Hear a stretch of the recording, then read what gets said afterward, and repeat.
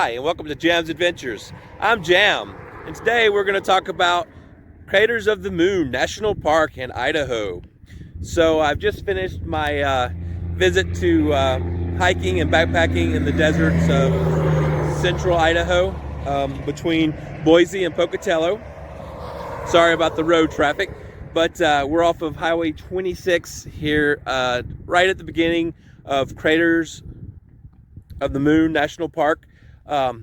Wanted to show you guys the lava rock here. This is a rare occurrence in a lava field. So we're at the foot of the mountains here. So lots of lava fields will soak up the water, so it's hard to find water. So when the pioneers were coming through here on the Oregon Trail, they had a hard time finding water. But this lake here probably has some aquifers. There's aquifers that the snow runs off these mountains here in central Idaho and goes into the aquifers and runs under the craters of the lake, which we're at the very beginning of it. And it runs from we're looking north, and it runs from the north to the south.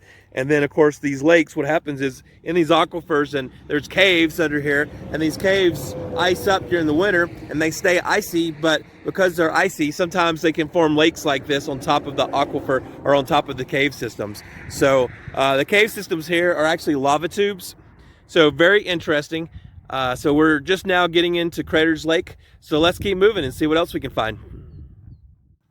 So once again, here at Craters of the Moon National Park, as you can see out here, it's really rocky. So in a second, I'll show you my Google's map so you can see what it looks like on Google's map, because it's just this black area on the map. There's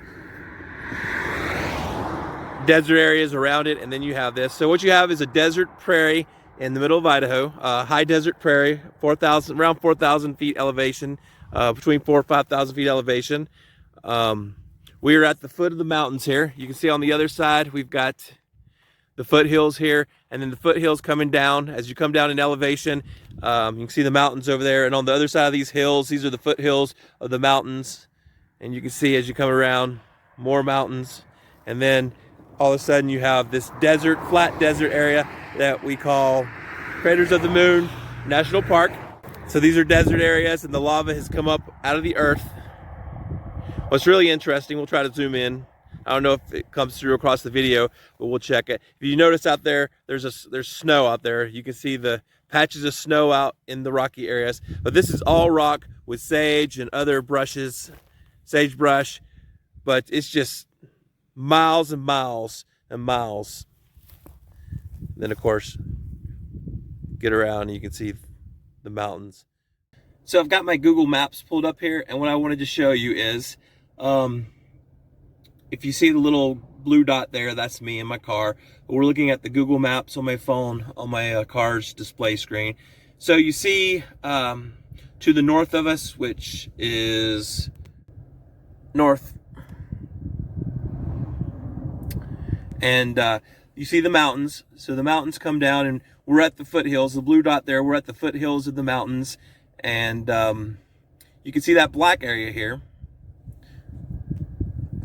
mountains, and we're here, and then this black area here is Craters of the Moon National Park. And look how black that is. So if you look at that on the map, you can kind of see how big the area is, and it's a pretty good sized area. So now we're looking out there. That butte is Big Cinder Butte. We are at the end of April, just heading into May. So the very end of April. Next week will be May. Just the last remnants of snow here at Craters of the Moon National Park.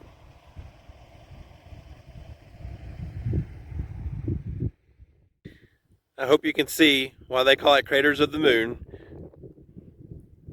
It's a very intergalactic experience from another planet.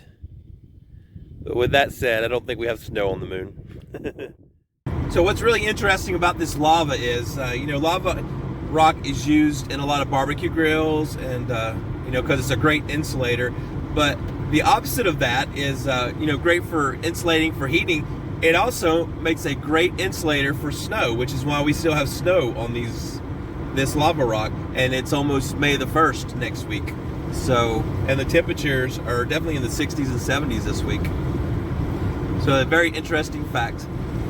You know, insulates for cold and for heat.